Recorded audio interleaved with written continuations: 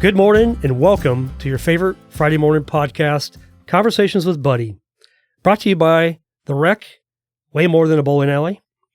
We give you the ability to connect each week with our guest because we believe people matter, you matter. We are grateful to all the listeners who take the time each week to hear the stories of our guests. Please help us grow the show by taking a moment right now and subscribe to our podcast on Apple Podcasts and give us a review. Our purpose of this podcast is to impact the world one testimony at a time. This morning we have a guest, and I will call you a new friend. It's Mike Hill. What's up, Mike? Hey, buddy. Thanks for having me. Dude, well, hey, you and I reached out, or you and I were connecting through Facebook maybe, 6 months ago? Yeah. 8 months ago? Like that. I knew you were from Coos Bay, and I don't know how I knew that, but I did some research on you because I thought that was interesting. Who's this Mike Hill guy? And, but we never connected for a while until what? A month and a half ago? Yeah, about that. Okay. So you and I met for coffee at Starbucks. It's my favorite thing to do, by the way, is early morning coffee. So, well, hey, let me do a quick intro of you, and then we're gonna dive into some good questions and figure out who Mike Hill is. Is that fair? Yeah, I'm excited to find that out too. So. I know, right? Well, hopefully I'll give you some good questions, and it'll trigger some thoughts to come out. So number one, you're a believer in Christ. This is what you wrote. This is awesome. You're a husband to Jordan. How long have you guys been married? Shoot, a little bit. Testing. Yeah, approaching 10 years. Approaching 10 years. Awesome. A father of 4, and then what are the ages of your kids? We've got Aspen, who's 13. We've got Sophia, who's 12. We've got Anthony, who's 10. And we've got Porter bringing up the rear at 7. So you guys are busy. Oh, yeah. That's awesome. You've been 16 years in the Army National Guard and counting. Mm-hmm. So that's awesome. Thanks for serving, by the way. Appreciate that. Of course. You're co-team leader of Hilltop Property Group. Who do you co-team with? With my wife, Okay. Jordan. Yep. So I thought. And you're not going to talk about, because you're from Coos Bay, right? North Bend? Yeah. Yep. That's where I grew up. That's where all the good growing up happened, for sure. So just a real quick side note. I went to college at SWAC in Coos Bay. We talked about that a little bit. But the name of your real estate group is Hilltop. Now, I can remember my family, my mom or dad, or my roommate, his mom or dad would come to town. We'd go to this place called the Hilltop in North Bend. Do you remember that? I do, yeah. It's just right before the bridge, I believe. Right believe. Before the bridge. Yeah. So I was wondering, is there any connection to you being from the North Bend, Coos Bay area? Obviously, your last name's Hill, but Hilltop. There's no connection. I don't even think I've ever eaten there, to be honest. I left before I had Hilltop Diner money. Okay. So, yeah. So I was strictly Taco Bell when I was there, so. Love Taco Bell. Okay, you're a pickleball enthusiast. I want to hear more about that. I hear that's just a lot of fun. It's the thing, yeah. Okay. You're growth-minded. And then I had a couple more things I want to plug in here because there's a couple things you left out. Though when we were having coffee, you were doing 75 hard at that time. What day were you on then, and did you finish? That's the $1 million question. Well, I'm on day 55 today, so Okay. I think it was probably in the infancy of my journey there. But okay. Yeah, so Okay, still going strong. You're still going strong. Man, 2 workouts a day, a gallon of water, 10 pages in a book, clean eating. What else? No alcohol. No alcohol. Okay. Good for you, man. I think Aaron Qualls. You know Aaron Qualls? Yeah, we talk pretty frequently. I think he just finished yesterday. I was going to say either yesterday or today he was Mm-hmm. finishing him and a guy named Michael Clark. Do you know Michael? Yep. Okay. It's good to have some accountability in that to stay strong. Yeah. Like misery loves company in a way. But hey, it's 3 a.m. Are you walking? Yeah. Yeah. Are you working out? Yep. Yeah. And then I saw on Instagram yesterday that you love stand-up comedy. So tell me about that, because you say that you want to do things that scare you. It scares you, but you love it. Tell me about that real quick. I'm just curious. Yeah, I like a challenge. One of my unique giftings is a sense of humor. I don't know if that comes from the trauma in my early life or as a coping mechanism, but it's just something that's always been natural to me, and something that I've been wanting to share for a long time. And I'm now at the point in my life where I'm excited to take risks. It's been a journey, and part of that is just the way I approach every day. If I'm faced with a set of choices, I choose the one that's harder. The one that's going to challenge me most, and the one that I don't naturally gravitate towards, because I know it's going to make me step outside of where I'm currently at. Okay. So as Brian Tracy, he's a book writer, author, he says, eat the frog. Is that the hardest thing you do first thing? And if you can do that, then the rest of the day is easy? I don't know. I think I eat a lot of frogs. I'm pretty into frogs. I love that mentality. Yeah. I don't know if I do the hardest thing first, but I make sure that I choose the hardest thing every day, whether that's proactively or reactively. I choose what helps me grow. Okay. Dude, I like that, man. I'm challenged by that, because nobody wants to do the hard thing, but if you can actually have a mindset, how cool is that? Yeah.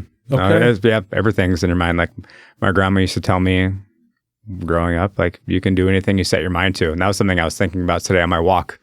And that's meant so many different things to me over my life as I've kind of unpacked who I am. Yeah. And it's like never rang more true than, it does today. And it will tomorrow, like you literally are, you can do whatever you want. You just have to believe in yourself, and and you can, because everyone else believes in you too. Like, it's just seeing that in yourself. Yeah. And deciding to make the decision to move forward and do it. Right. Yeah. The action is, we all have the ingredients to do anything that we want, but it's just doing the thing. Doing the thing.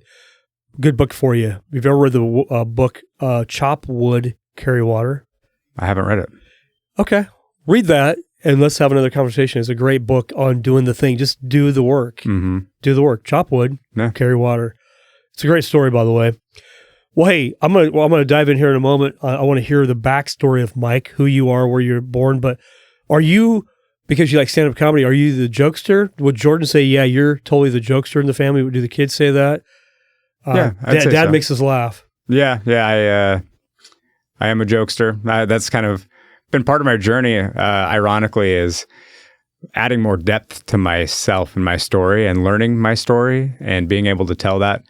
I've always been using comedy as kind of a crutch, if you will, to avoid unpacking the life that I lived, and reframing it for good stuff. So I'm actually finding now that I can use comedy as a way to empower myself and people around me. Yeah. Amen. So. Well, take us back. Tell us the early story of Mike. Where were you born? Where'd you grow up? Where'd you go to high school? And then we'll talk about, those next phases of military and marriage and kids and then Hilltop, and then kind of where Jesus has you now. So take us all the way back, man. Yeah. All right. Well, let's go back. And I shared this on Facebook recently too. It's something that I've been working on, is just learning my story and then reframing my story to serve me and serve others. So so that you're not a victim. I mean, a lot of people have a horrible past, and you can either live in victimhood and blame.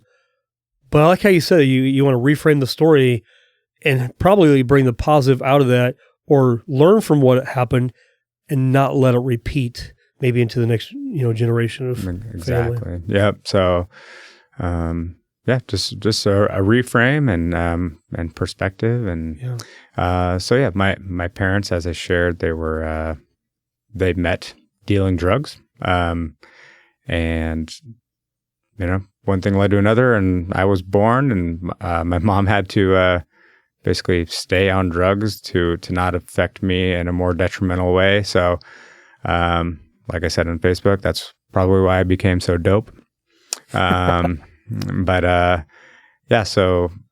kind of grew up just in chaos at an early age. I had a sister who's 5 years younger than me, and that kind of helped me with some purpose in a way. Because she needed me, because my parents weren't as equipped as they should have been.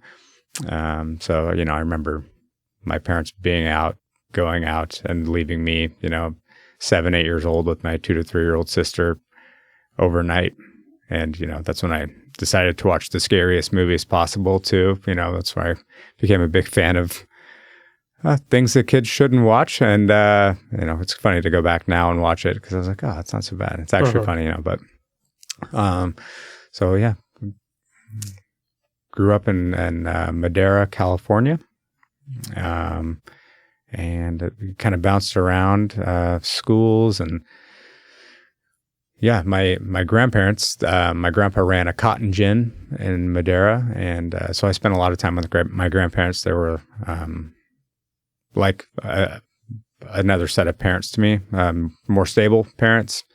And just a lot of memories wandering around the cotton gin and catching lizards and frogs, ones I wouldn't eat.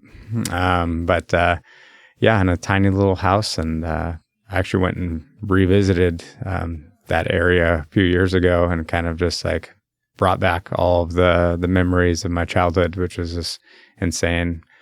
But my grandparents were always kind of my constants. They had their own struggles and stuff, and but they learned from their lives. And just some context, my grandparents weren't believers. Obviously, my parents weren't. Nobody in my family was a believer.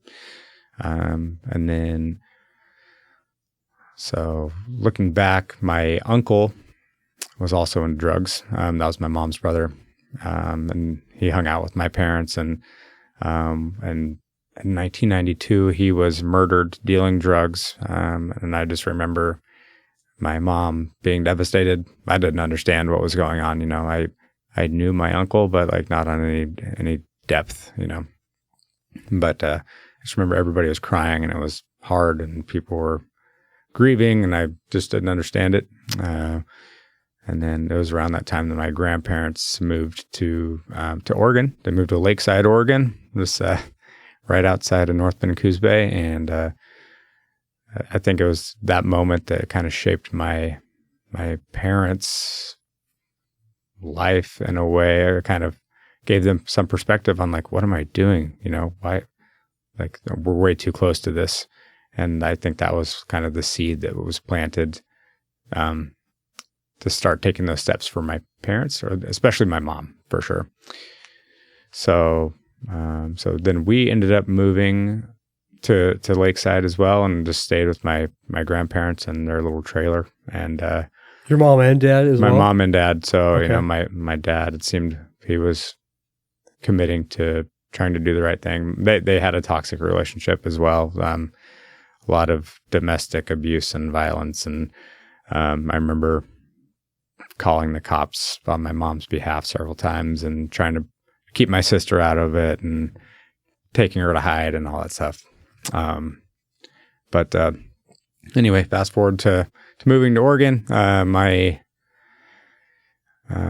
dad got a job. My mom got a job. It seems like we were, starting to get some traction.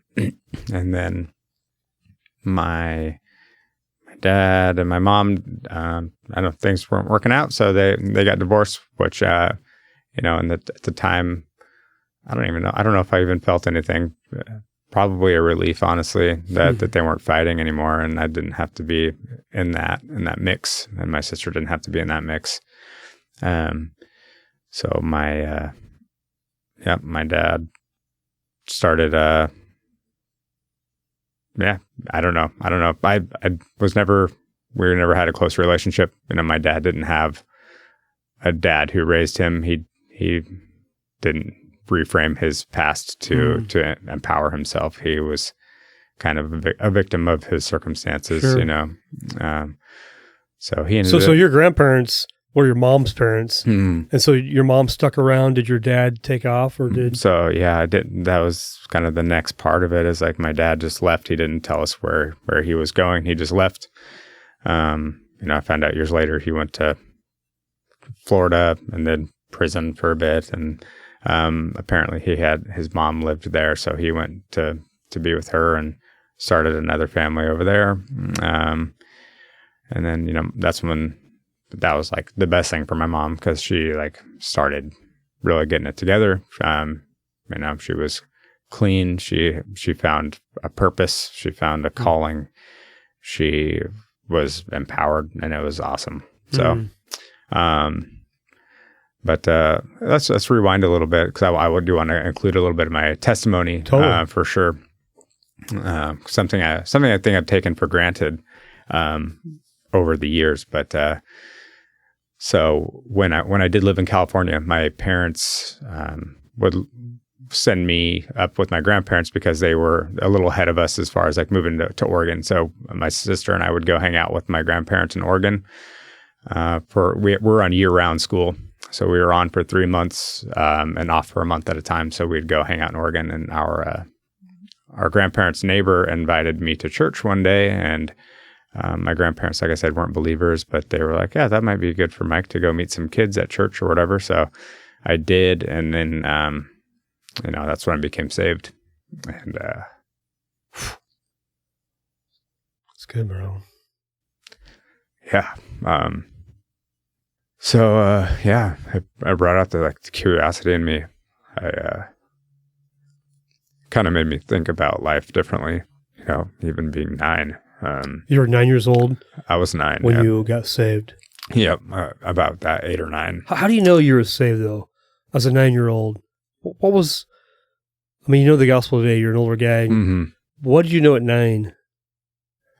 Man. I can tell by your emotion that there was a change in you and something happened, but how'd you know? I think I knew God was the father that I needed, that I didn't have. So I went back to California. We moved to Oregon, and then I started going regularly to church. And that was big for me. I started going to Awana and got plugged in. And after a while, I kept going. Then I got my sister to come, my little sister, and then after a while, my grandma, she started coming to church. And then, which I never thought would happen. And then my mom started coming. And my aunt started coming. And I got to teach a pickleball camp to some kids recently, and I just shared with them, like, you're never too young to make an impact, I usually don't do feelings. Sorry. Okay, bro. You're safe here, man. But anyway, yeah. So I was like, man, that was the point where I was like, I have a testimony that can impact people.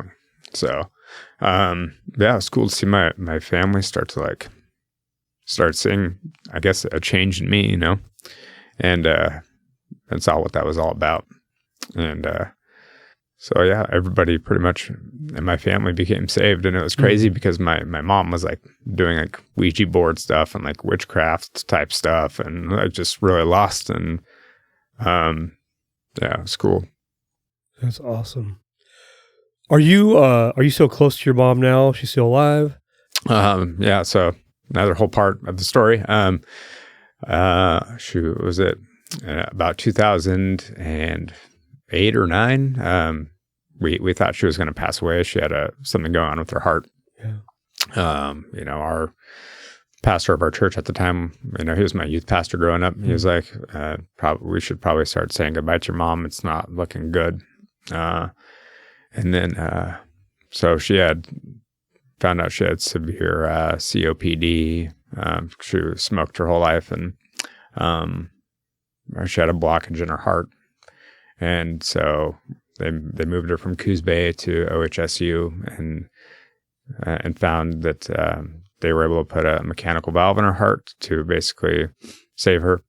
And so that was a crazy turning point in life. And her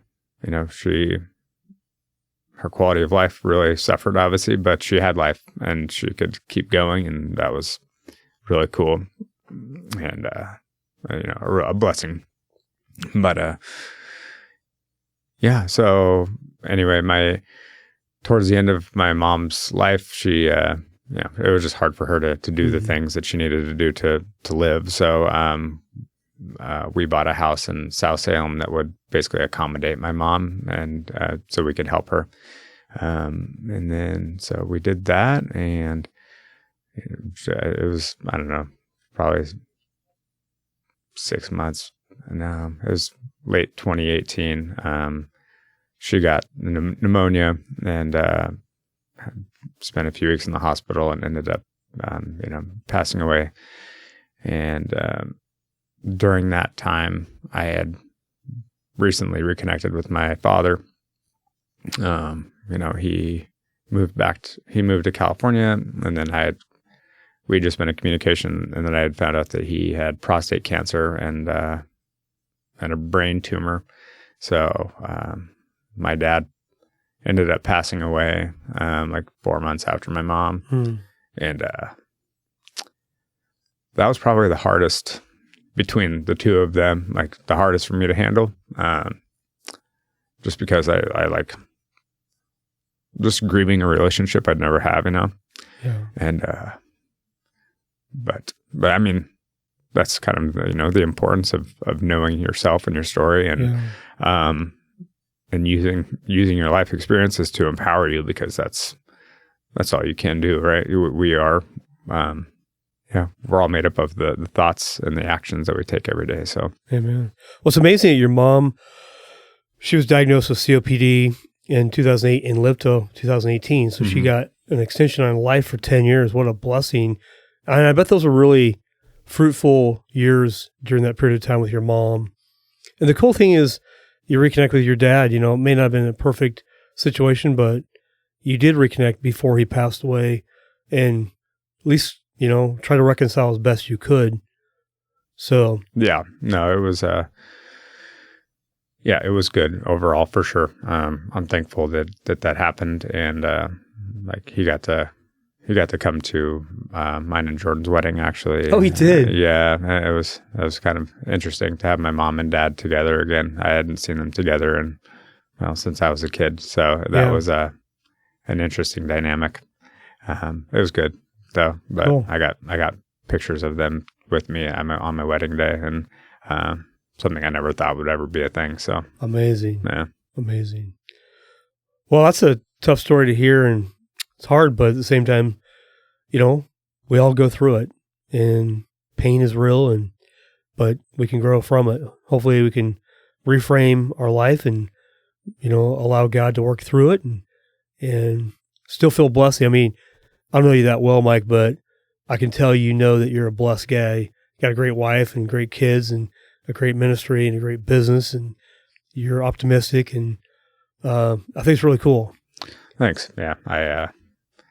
Like I said, I'm just now figuring out my purpose and my journey and my why, and I'm like, I'm feeling, I guess, more free and more rich spiritually, and just whole than I ever have in my entire life. I'm blessed for sure. Yeah. All right, let's talk about some fun stuff. How'd you meet Jordan? How'd you meet her? And what? Tell me about that journey. And then you guys are now in business together, so we're going to lead to that. Yeah. So Jordan and I met actually when we were kids. No way. Yeah, she was. She says 13, but I said she was close enough to 14. So is she from Coos Bay as well? And she's from Roseburg. Okay, what high school did you go to, real quick? I went to North Bend and Marshfield. Okay, that's right. Mm-hmm. Which one did you graduate from? I graduated from Marshfield. Okay. Yeah. So too funny. Okay, so back go back to Jordan real quick. Yeah. So she was approaching 14, and I was 16, and had a crush on her. I saw her at the camp, and I was like, I got to find a way to chat with this girl. And then that same day, the camp was a Christian Youth in Action, Child Evangelism Fellowship camp. So like I said, I got really plugged in. I went to every youth group you could possibly find, in high school. And cool. That was something that I stumbled upon. Part of my testimony in being saved was we got to do this camp called Camp Good News in the Coos Bay, like the Bandon area. Mm-hmm. And I was a camper, and I was inspired, and I was like, man, I got to be a leader at this camp. So they're like, well, one of the ways you can do that is you have to go to this Christian Youth in Action camp. And I was like, all right, whatever I need to do, let's sign me up. So so that's where I ended up meeting Jordan, and and then her parents were like, well, you can't go there anymore because you're not allowed to see Mike. And because we would get on the computer on our dial-up internet and chat on whatever ancient messenger platform it was at the time. And, obviously they thought she was too young to be talking to an older, distinguished gentleman as myself. So they just said she couldn't go. But anyways, fast forward, Jordan and I went through some marriages and each a marriage and a divorce. And then after that, we reconnected, and she invited me to a Blazer game. Well, she asked if we could go together, and I was like, I don't know what her deal is. She's way too cute, and Portland's quite a ways away from Roseburg, but she made the trip, and it was a fun date. And then I knew at that time I would be driving to Roseburg every weekend for the foreseeable future. So that's how that kind of shook out. Yeah. Yeah. That's awesome. Okay. You guys get married. You guys have some kids. Are all the kids both of yours biologically, or? So our oldest Aspen is mine from my previous marriage. And then the two middle ones are Jordan's from hers. Yeah. And then the youngest is ours together. Yeah. So I've since legally adopted her too. And that's a whole nother funny dynamic, but, her ex-husband Will is, he comes and stays at our house every Sunday, and we've grown pretty close, and the kids love it, and it's awesome for them. And Will and I do weird stuff like skydive together and other stuff. So yeah, it's been good. That's pretty cool. That's a great story. So you've only been in real estate for what, 3 years? Yep, just over 3 years. Yep. Because it was right before COVID. I think you said Jordan was doing real estate before you. So tell me about the Army National Guard, when that all began, and then how Jordan started real estate, then you got involved in, and why it's working. Yeah. It seems like you guys are doing really well. Yeah, that's what we want people to believe, for sure. No. Yeah. Just keep telling people lies, man. Yeah. So the National Guard, I joined in 2007, working at Dutch Bros at the time. I have a weird background, so I'm naturally introverted, but also I'm a class clown. I'm extroverted in my circle. But that's funny. So Dutch Bros kind of brought that out of me as like being more of a public person, and I enjoyed it. But obviously, I couldn't be a Dutch Bro for my life. So I was like, I've always wanted to serve in some capacity. My first attempt was shot down by my mom when I was 17. I graduated when I was 17, and my mom was very protective of her golden son. So she said no. So then, I enrolled at SWAC, our alma mater. Yes. And went there, failed quite a bit, learned, and then learned quite a bit, in a way. Turned my grades around and took my talents to Salem, if you will.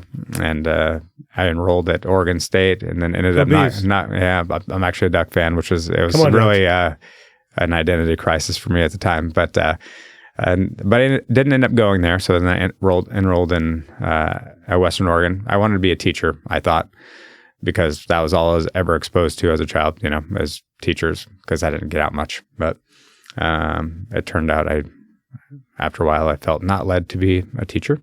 Well, I guess I am a teacher now in a way. So I just took a year off, and then I approached a recruiter about serving, and it was the National Guard because I knew I wanted to serve, but I also I had friends that I liked in town. So I was like, yeah, I want to hang out with these guys still, but I want to go see a little bit of the world. So talked to the recruiter. I had no direction on what I wanted to do. I knew that I wanted to do something that would translate to outside of the National Guard, in a career capacity. Just didn't know what. So I just told my recruiter, hey, what can you offer me that couldn't serve this? And he's like, you want to be an IT guy? And I was like, I got a MySpace. Of course I can be an IT guy. Totally. I got a top 8 and you just made it. Nice job. But, so anyway, one thing led to another and I became an IT guy. So, and that's what I did full time for the National Guard for 10 years before working for the state for a few years as an IT guy as well. And as you know, in IT, generally people that are deeper into IT are, I don't know, also introverts that, like computer stuff. And honestly, I didn't have a passion for it. I did it because it was a skill that I had learned. But, what I loved, honestly, was the lowest paying position I had in IT, which was, customer service and a help desk where I got to mingle and help people. And it was at that point that I knew that I loved helping people and serving people and whatever that looked like. So that was, looking back, that was kind of a formidable time in my career. Yeah. I love that. I think Dutch Bros is a great way to, to become a little bit more extroverted, and you're forced to talk to people, and then you obviously learned customer service and taking care of people was a great segue too. So, okay, so now you guys, you and Jordan, or she gets into real estate 2019. Yeah, so she had actually a little bit of her journey, and I won't spoil it since you'll get to talk to her and not too long. But she was managing a K Jewelers at the when we first moved here from when she first moved here from Roseburg, and retail hours suck. They're not conducive for family life, and but she assistant managed and then managed a K Jewelers in Woodburn, and then in Salem for a while. And our former realtor, which is a whole nother story, but he ended up being the one that basically asked Jordan if she would want to come and work doing a virtual job with EXP as like an onboarding person, or whatever that looked like. And Jordan was just really confused and was like, do they pay you real money or is it virtual money? It was like before working remotely was cool, because with EXP you have a virtual world, and it's cool, but we could talk about that later. But anyway, so that's where she was first exposed to real estate outside of just, our own buying and selling. So she worked there for several years, and she had a seed planted where she was like, maybe I want to do this. With the concept, like, you are who you spend your time with, right? And so she was spending time with real estate agents, and she was hearing about like what they did and how they liked it. So she got licensed, and she had her license for about a year. She was still working full time, so didn't really have the opportunity to dive in as much. So, and then she did get a couple deals going, and there was around this time that COVID happened, and she was like, hey, do you want to get licensed and maybe help me out a little bit? And I was like, yeah, sure. And totally makes sense, right? IT guy, real estate. I had an interest. I've always had an interest in it for sure.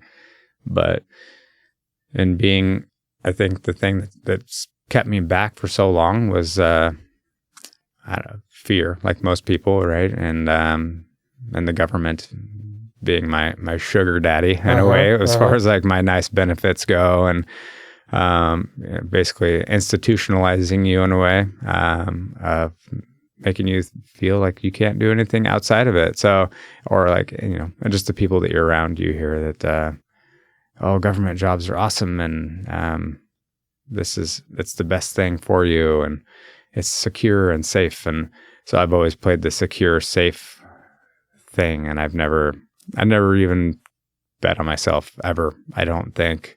Wow. And so this was that seed. So Jordan's step and invitation to me to get licensed was big. And so I got licensed and then got my first clients, and they were young. I was probably the coolest first deal I could have ever done because it was with some early 20s folks using a USDA loan in the heat of the market.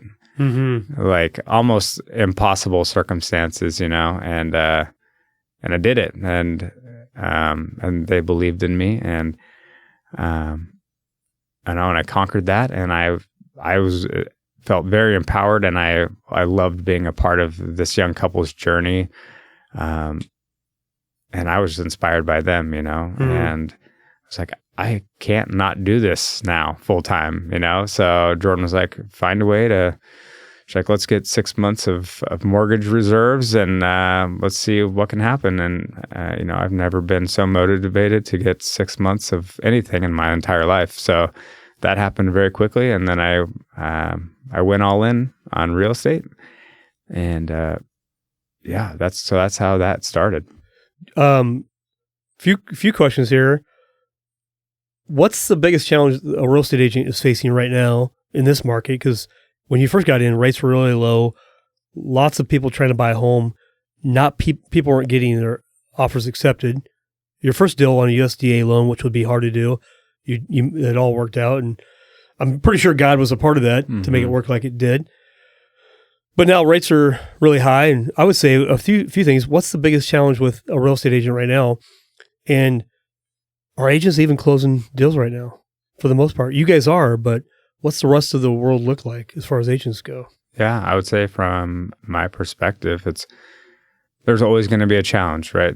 Like a smooth sea never made a skilled sailor. We need these challenges, and previously it was the competition. Now it's rates. Yeah. It's always going to be something. So the biggest challenge is your own mind and persevering through challenges and finding a way. Every problem has a solution, and finding that and surrounding yourself with people that challenge the way that you think, and you do the same for them, and masterminding, right? Just taking that time to think outside the box, because there's a way to do it. Yeah. And I had a saying that when I first started, because it's intimidating when you're a new agent and you see all these agents in town, like just crushing it. And I just, in my head, I always thought, why not me? Why not me? Why not me? So I just kept that in my mind as I did my thing. And I still think that, but I'm in a place now where I don't compare myself to other agents and it's hard, comparison is a thief of joy, right? I was just going to say that quote, man, that I do too. I mean, I can find myself in hard. Comparison mode, but comparison is a thief of joy. There's a quote that Jim Rohn, I don't know if you know who Jim Rohn is. He goes, don't wish things were easier, wish you were better. I literally tell myself that. Yeah. These are hard times. Yeah. They really are, but every season can be hard in its own way. So what are you going to do about it? Yeah. It's like, what's hard? It's like, no, what can I do exactly. What can I do to improve myself? Like the conditions are going to be the same, but I can not be the same. I can be different. I can improve on this, and where can I do that? And, it's important that you have that mindset, because the challenges are going to be there all the time. Always. So it's just, how are you going to respond? That's the one thing that you can control, is your response to anything. So what are you going to do about it? It's like that old saying, like, nobody cares, work harder. It's like, it sounds insensitive, but it's true. Like you care, like you need to care. And if you don't care, then nobody does, Exactly. So you and Jordan working together as husband and wife, that is a blessing, because on your own, you could probably get a certain level. On Jordan's own, she could get to a certain level, but together it's kind of like quadruple. It's like maybe even a 10x. But what are all the challenges being married and working in the same business? Because you go home at night, and are you guys, falling asleep talking about a deal that's going sideways? I mean, how do you guys navigate I don't know that you are or aren't, but how do you guys navigate that? Yeah. How do you separate? Yeah, like you said, it can be awesome and it can be tough. But yeah, we definitely bring different perspectives. We're completely different. Okay. So she has certain ways that she does stuff. I have certain ways that I do stuff. And it's being accepting of that, and something that I've learned mindset wise is no matter what, like there's not a right or a wrong. It's just a perspective, and it's an experience, it's we all have different backgrounds, so we're all going to see things a little bit differently, and it doesn't make them right or wrong. It just makes them unique to your experience. I like how you say that, because a lot of times we can think, well, hey, I'm right and you're wrong. Mm-hmm.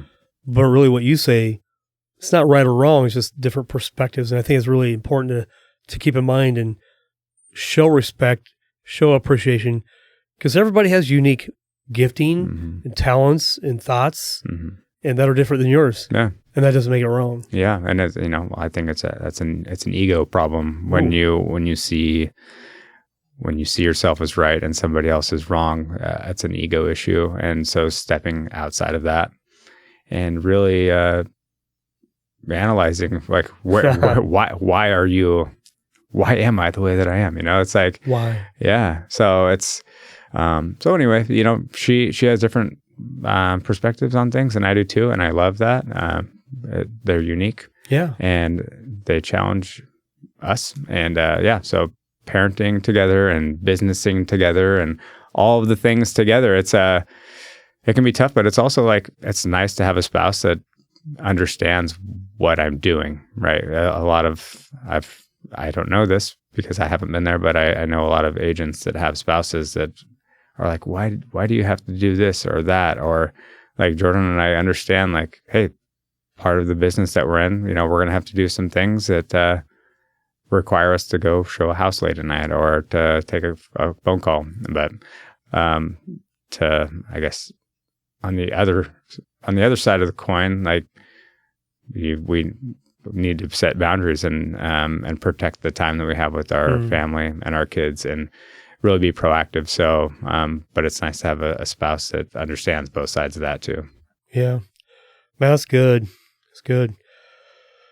I think we could probably have another podcast because we could probably spend another hour just unpacking how you guys run your business. Not that you want to give away all your trade secrets, but in reality, I love it. There are no trade secrets.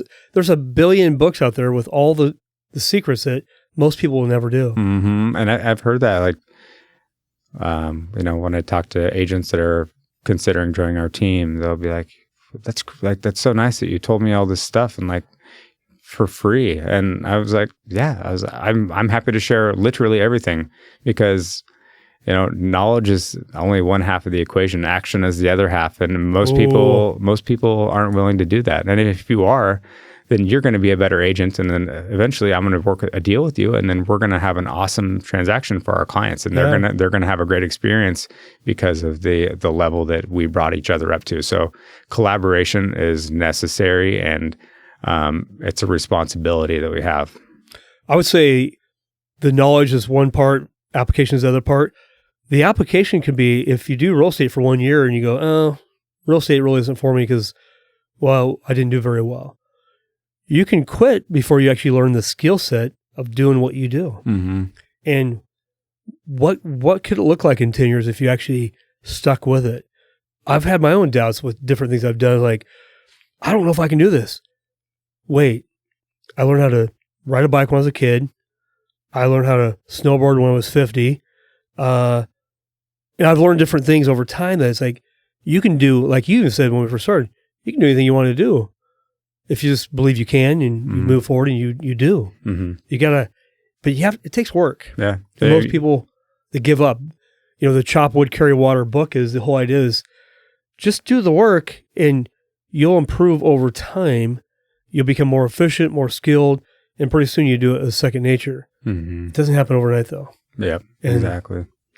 And just finding those things that, finding who you are, right? And your why. Like finding your why, that's been huge for me. And kind of like your life's mission statement. I've been working on that and making sure that the actions I take every day and the goals I set are in congruency with that.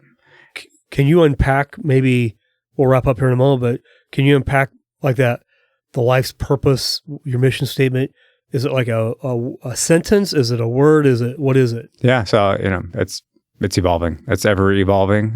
For me today in this moment in my life, it's along the lines of using my life to impact and influence others in a positive way, with the direction of God, and just keeping that as my guiding light, and then everything else kind of happens. And recently, I just had this epiphany that's been the most freeing feeling in the world, and I just wanted to share it today. It's just being a believer. We can be so hard on ourselves. Mm-hmm.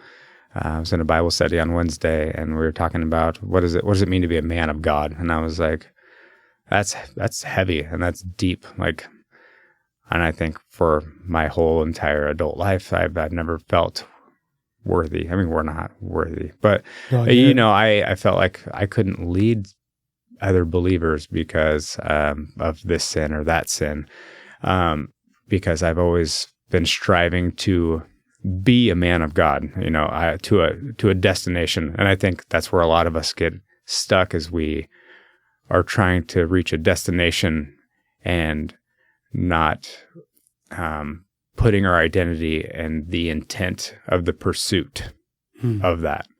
So for me, I know where my heart is, and I know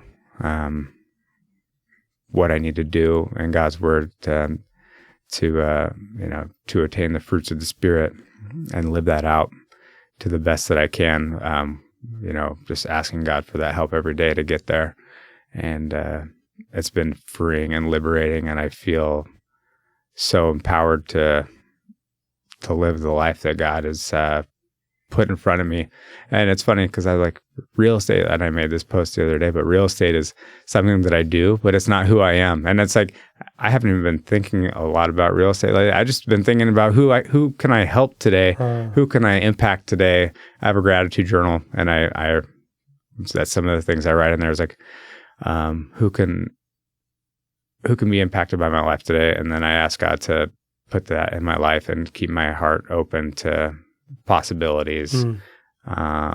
Just like, as I do a lot of walking, so I try to walk on the streets where I will have the most visibility, because I might have the chance to impact somebody's life that day. And if I can increase my odds by being in front of more people, then that's what I'm going to do. So it's as simple as just making that longer walk, right? The harder thing, choosing the harder thing for potentially changing somebody's life. Yeah. Mike, you unpacked a lot today, man. A lot of heavy stuff.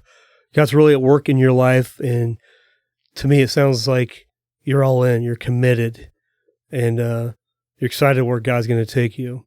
You're praying for opportunity, being transparent, being open, being visible, loving your wife, loving your kids, having fun.